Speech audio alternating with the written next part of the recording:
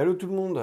Nouvelle vidéo aujourd'hui sur l'Olympique de Marseille. Bon, les rumeurs elles fusent hein, du côté de l'OM en vue du prochain mercato hivernal. C'est normal puisque Mehdi Benatia et Pablo Longoria ne l'ont pas caché, hein.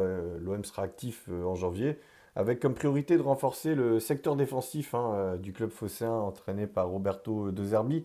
C'est vrai qu'on parle beaucoup de milieu de terrain, hein. On parle toujours de Paul Pogba, hein, même s'il sera de retour à la compétition uniquement à partir de mars 2025. Mais on parle surtout des deux joueurs de la Juventus, hein, Arthur Melo et Nicolo Fagioli. On parle aussi de Reda Belayan hein, qui cartonne, hein, l'ancien niçois justement au Hellas Vérone en Serie A.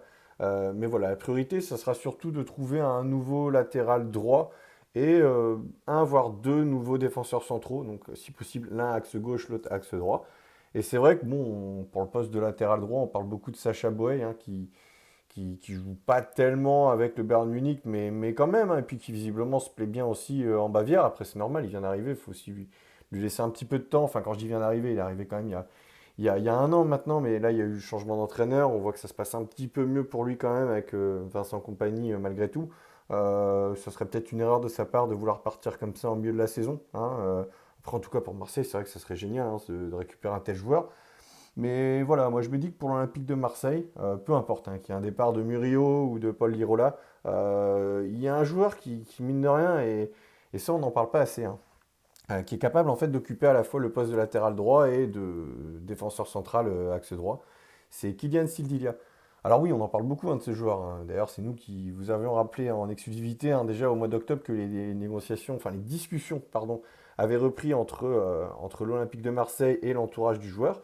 Ils avaient déjà essayé de le faire l'été dernier, ça avait été un petit peu compliqué.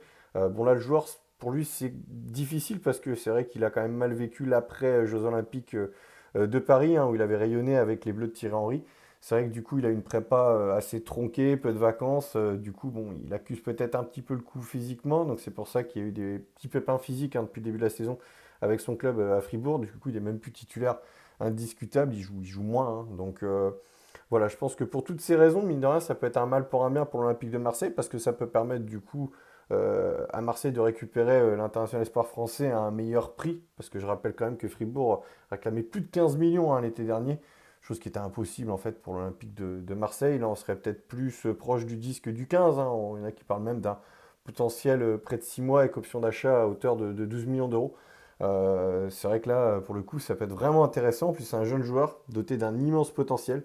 Et puis il faut quand même le rappeler, hein, parce que bah, on parle de lui comme un latéral droit, parce qu'on le voit jouer depuis la saison dernière à ce poste-là avec Fribourg et surtout avec l'équipe de France Espoir et l'équipe de France Olympique. Mais il ne faut pas oublier que c'est à la base un joueur qui était défenseur central hein, en formation et qui occupait ce poste avec brio d'ailleurs, hein. 1m86, solide gaillard, hein, on le voit. Et puis ce que j'adore chez ce joueur, c'est que pour un grand défenseur, il est vraiment à droit balle au pied. Très bonne conduite de balle, il a du coffre aussi. C'est-à-dire que quand il joue au poste de latéral droit, il a une excellente qualité de centre et puis il a du coffre. Il est capable de répéter les efforts sur son couloir droit de manière assez dingue sur 90 minutes.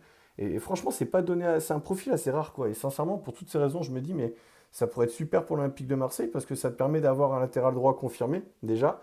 Et en plus de ça, d'avoir potentiellement une solution de plus en fait pour occuper l'axe droit de la charnière centrale à l'Olympique de Marseille. Faut pas oublier qu'il y a quand même Balerdi qui est déjà à ce poste-là. On a aussi Derek Cornelius qui peut aussi jouer axe droit. Moi, je pense que la priorité pour la charnière centrale, c'est surtout de trouver un joueur axe gauche, quoi. Plus on le voit avec Lilian Brassier qui est en difficulté. Donc je me dis que pour toutes ces raisons, on parle de trois renforts possibles en défense à l'Olympique de Marseille. Moi, j'en verrais plutôt deux au cas où Kylian Sidilia venait à signer à Marseille, puisque je le répète, Kylian Sidilia peut très bien occuper ce poste donc en charnière centrale, axe droit et aussi latéral droit, ça on le sait, puisqu'il il est excellent à ce poste-là depuis la saison dernière, même depuis 2 saisons maintenant, avec Fribourg et l'équipe de France Espoir.